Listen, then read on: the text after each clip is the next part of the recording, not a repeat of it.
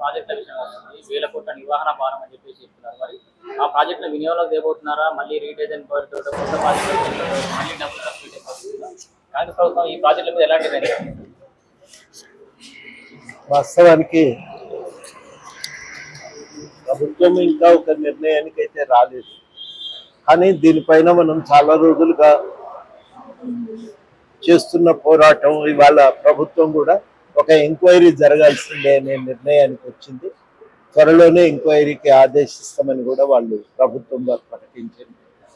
అయితే కొన్ని విషయాలు ఈ సందర్భంగా ఇంతవరకు మాట్లాడటానికి ఎవరు కూడా సాహసించలేదు.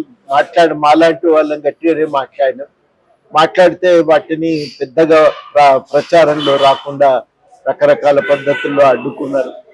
ఇవాళ మేము ప్రధానంగా చెప్పదలిచింది ఏంటంటే మల్లన్న సాగర్ అనే ప్రాజెక్టు విషయంలో కూడా తీవ్రంగా ఒక సమస్యలు ఉన్నటువంటి ప్రాజెక్టే. అట్లాంటి ప్రాజెక్టు మీద చాలా లోతుగా సర్వే జరగాలని, దానిపైన కూడా సమీక్ష జరగాలని మేము కోరుతున్నాం. మల్లన్న సాగర్ కట్టినప్పుడే అందరం చెప్పినాం ఇంత పెద్ద ప్రాజెక్టు, ఇంత పెద్ద రిజర్వాయర్ ఇక్కడ అవసరం లేదు, అది సమస్యాత్మకంగా మారుతుంది. ఎందుకంటే ఎక్కడికక్కడ నీళ్లు కాలువల నుంచి సప్లై అవుతున్నప్పుడు ఆ రిజర్వాయర్లో అన్ని నీళ్లు స్టోరేజ్కి అవకాశం కూడా ఉండదు. కాబట్టి మీరు 7-8 టీఎంసీలు ఉండే విధంగా దాన్ని డిజైన్ చేస్తే చాలు అని డిపార్ట్మెంట్లో కూడా అంతర్గతంగా అదే సూచన చేసింది. కానీ అట్లాంటిది ప్రాజెక్టు ఇవాళ 50 టీఎంసీలకు పెంచి కట్టిండ్రు. ఆ ప్రాజెక్టు కట్టినప్పుడే చాలా మంది ఎన్జిఆర్ఐ ఇలాంటి సంస్థలు కూడా ఏమన్నాయంటే ఇక్కడ భూమి పొరలు అవి వాటి మధ్యన ఉన్న తేడాల వల్ల ఇది భూకంపాల అవకాశం ఉన్న ప్రాంతం. ఇది కిందనే వాగుంటది, ఆ వాగును ఆనుకొని దీన్ని కట్టగడుతున్నారు. ఈ కట్ట కింద ఉన్నటువంటి ప్రాంతం అంతా కూడా భూకంపాలకు అవకాశం ఉండేటువంటి ప్రాంతం. పొరపాటున మీరు 50 టీఎంసీలు నింపి ఈ భూకంపాలు కనుక తలెత్తితే ఆ నీళ్లు పోయే 7-8 మీటర్ల ఎత్తు మీద నుంచి అవి పుప్పాల వాగు నుంచి ప్రవహిస్తూ దాదాపు స్థానికంగా విధ్వంసం సృష్టించడమే కాదు, ఆ నీళ్ల వల్ల ఎగువ మానేరు నుంచి వచ్చినటువంటి నీళ్ల వల్ల మధ్య మానేరు ఇవన్నీ కూడా సమస్యాత్మకంగా మారుతాయి. చాలా ప్రమాదం ఒకటి వచ్చే అవకాశం ఉంది. అందుకని ఇప్పుడు ప్రభుత్వం ఇంత ఖర్చు పెట్టి ఇన్ని గ్రామాలను లేపి ప్రాజెక్టు కడితే చివరాఖరికి పూర్తిగా చెరువు నింపే అవకాశం కూడా లేదు. అందరం చూస్తూనే ఉన్నాం, ఇప్పటికి కూడా 10-15 టీఎంసీలకు మించి నింపుతలేరు ఆ చెరువులో. అట్లాంటి దాని మీద ఇన్ని డబ్బులు ఎందుకు ఖర్చు పెట్టినట్టు, ఇంతమంది భూములు ఎందుకు గుంజుకున్నట్టు అనే ప్రశ్న అయితే మనం ఇవాళ వేయక మానదు. ఆ సమస్య ఇవాళ చాలా బలంగా మళ్ళీ ముందుకు వస్తున్నది. కేబినెట్ వేదిక కూడా కట్టిన తీరును తప్పుపడుతున్నది.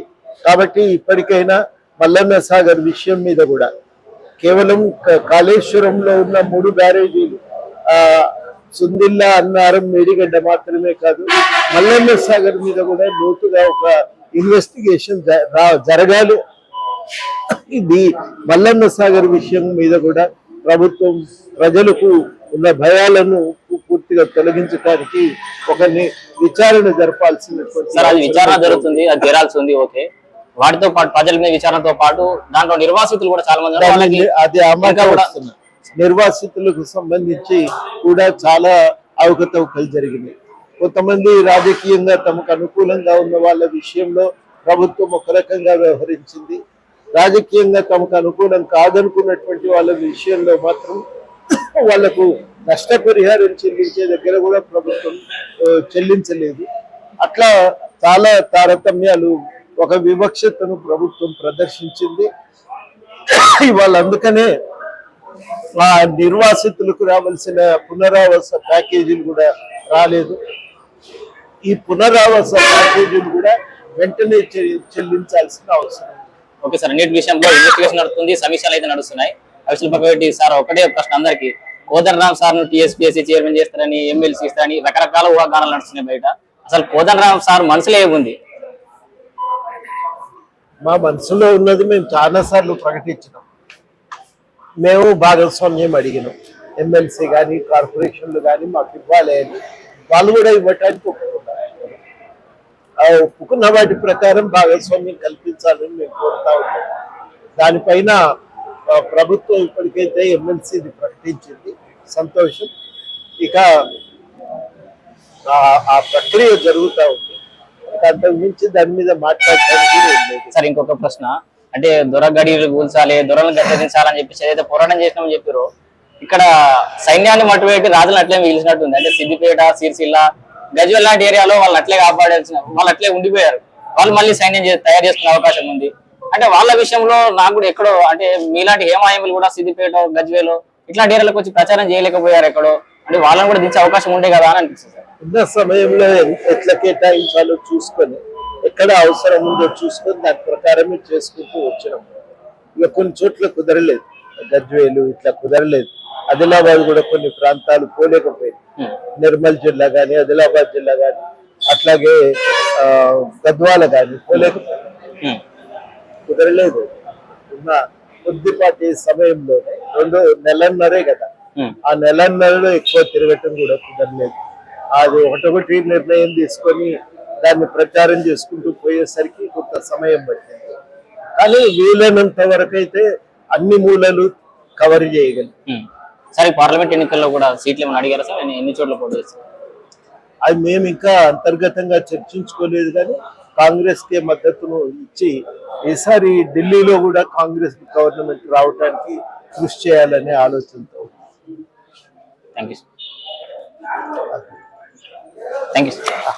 అప్రజాస్వామిక పరిపాలన అంతమై మరి గతంలో కూడా తెలంగాణ జేఏసీగా, తెలంగాణ జనసమితిగా, తెలంగాణ ప్రజల బాధితుల నిర్వాసితుల గొంతుకగా తెలంగాణ ఉద్యమంలో అశేష ప్రజావాహిని గొంతుకగా ఉద్యమించి తెలంగాణ సాధనలో ప్రధాన భూమిక పోషించినటువంటి ప్రొఫెసర్ కోదండరామ్ గారికి మరి సిద్దిపేట జిల్లా తరఫున స్వాగతం తెలుపుతూ, మరి నియంతృత్వ అప్రజాస్వామిక పరిపాలన అంతమై మరి ఈ శుభ సందర్భంగా మరి సార్కు సుస్వాగతం తెలుపుతూ, మరి జిల్లాకు సంబంధించినటువంటి అనేకమైనటువంటి ఇష్యూస్ని మేము గతంలో కూడా ప్రభుత్వం ప్రజల దృష్టికి తీసుకొచ్చినాం. రేపు కూడా మరి ప్రభుత్వం దృష్టికి తీసుకొస్తూ వాటి పరిష్కారానికి ప్రజల పక్షాన నిలబడదామని చెప్పి కోరుతూ, మరి ఈ కార్యక్రమానికి హాజరైనటువంటి ఉద్యోగస్తులకు, విద్యావంతులకు, ఉద్యమ సహచరులందరికీ, ప్రజాస్వామికవాదులందరికీ జైభీములు తెలుపుతూ, మరి ప్రొఫెసర్ కోదండరామ్ గారు మరి జిల్లాకు సుపరిచితులు, అదేవిధంగా సమస్యలు కూడా సుపరిచితమే.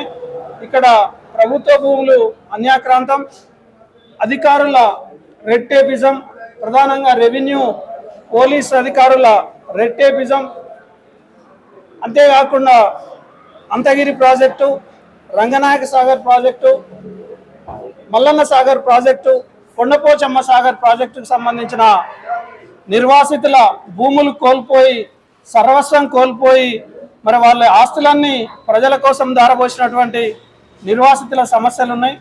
తెలంగాణ రాష్ట్ర ఏర్పాటులో కీలక భూమిక పోషించినటువంటి Telangana JAC chairman professor Kodandaram garu, అదేవిధంగా ఆనాడు ఉద్యమంలో ముందుండి పోరాడినటువంటి ప్రజా సంఘాలు, అడ్వకేట్ ప్రతినిధులు, ఉపాధ్యాయ సంఘాలు, ఇంకా పెన్షనర్స్ కానీ, మిగతా ప్రజా సంఘాల తరఫున ఎస్సీ హక్కుల సమితి అందరం కూడా తెలంగాణ ఏదైతే ఆకాంక్షలుగా దారి వేసి పోరాట సాధించుకున్నటువంటి తెలంగాణలో 10 ఏళ్ళు నిర్బంధ నిరంకుశ పాలన నుంచి మళ్ళీ ప్రజాపాలన వచ్చేటువంటి దిశగా మళ్ళీ మేమందరం కూడా ఏకమై ఈ ప్రభుత్వాన్ని ఏర్పాటు చేయడంలో కీలక భూమిక పోషించినటువంటి సందర్భంగా నూతన ప్రభుత్వ ఏర్పాటును స్వాగతిస్తూ, అభినందిస్తూ, మరి ఆనాటి మా సంఘాలకు అన్నిటికీ కూడా నేతృత్వం వహించినటువంటి పెద్దలు కోదండరామ్ గారి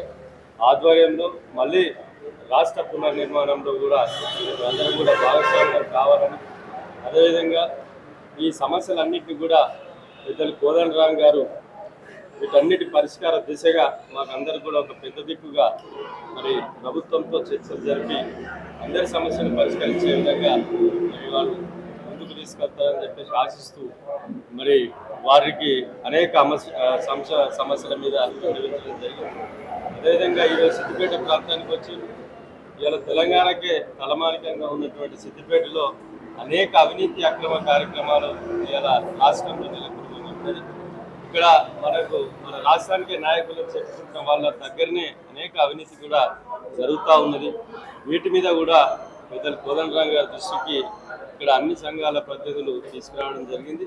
భవిష్యత్తులో వీటన్నిటి మీద చర్యలు తీసుకోవడానికి కోదండరామ్ గారు చొరవ తీసుకోవాలని వారికి మేమంతా కూడా మద్దతుగా నిలుస్తామని చెప్పేసి సందర్భంగా ఎస్సీ ఉపకులాల హక్కుల పోరాట సమితిగా మీకు తెలియజేస్తా ఉన్నాం.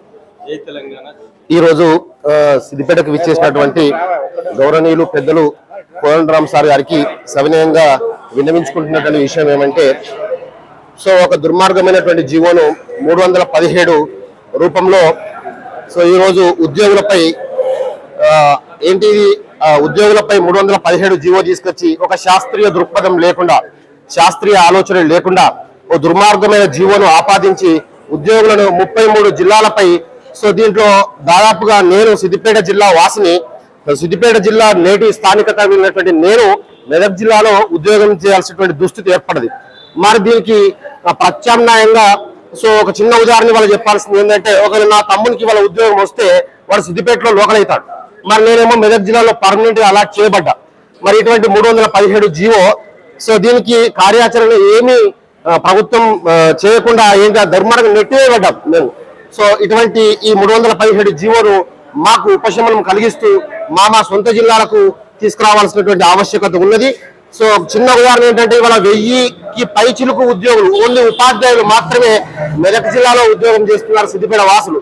ఇట్లా ఆసిఫాబాద్ లో కానీ ములుగులో కానీ అనేక జిల్లాలలో నెట్టివేయబడ్డారు. కాబట్టి దీనికి ఉపశమనం కలిగిస్తారని గౌరవనీయులు పెద్దలు కోదండరామ్ సార్ గారిని వేడుకుంటూ, అదేవిధంగా దీనిపై చర్య తీసుకోవాల్సిన అవసరం ఉందని మరొకసారి వారికి గుర్తు చేస్తూ సో ధన్యవాదాలు తెలియజేస్తూ ముగించుకుంటున్నాం. టి రామారావు గారి ప్రభుత్వం లోపల 1984 జనవరి నుండి మరి 92 వరకు కూడా 398 అన్ట్రైన్ టీచర్స్కి ఉద్యోగాలు కల్పించి, మరి తర్వాత ఎవరైతే రెగ్యులర్ స్కిల్కి వచ్చారో ఆ తారీఖు నుండి అప్పటి ప్రభుత్వాలు ఇంక్రిమెంట్లు ఇస్తూ మనకు రెగ్యులర్ టీచర్గా గుర్తింపు పొందారు. అయితే జీవో నంబర్ 28 ప్రకారంగా ఆంధ్రప్రదేశ్ ప్రభుత్వము ఒకే డిఎస్లో నియామకమైనటువంటి ఉపాధ్యాయులు, ప్రత్యేక ఉపాధ్యాయులందరికీ కూడా నోషనల్ ఇంక్రిమెంట్లు ఇస్తూ ప్రత్యేకంగా వాళ్లకు పెన్షనరీ బెనిఫిట్స్ కల్పించింది. కాబట్టి అప్పుడు 2018 లోపల తెలంగాణ ప్రభుత్వం కూడా అట్టి స్పెషల్ టీచర్స్కి నోషనల్ ఇంక్రిమెంట్లు ఇస్తామనేటువంటి వాగ్దానం చేసింది. మరి ఆ ప్రభుత్వం పడిపోయేంత కాలం వరకు కూడా మాకు ఆ నోషనల్ ఇంక్రిమెంట్లు అనేటువంటివి రాలేదు. కానీ ఇప్పటికైనా ఈ ప్రభుత్వము ఈ ప్రత్యేక ఉపాధ్యాయుల పట్ల కొద్దిగా ప్రేమ జాలి చూపించి ఆ ప్రత్యేక ఉపాధ్యాయులందరికీ కూడా 398 వేతనంపై పనిచేసిన ఉపాధ్యాయులందరికీ కూడా నోషనల్ ఇంక్రిమెంట్లు కల్పించాలని కోరుతూ విజ్ఞప్తి చేయలేదు.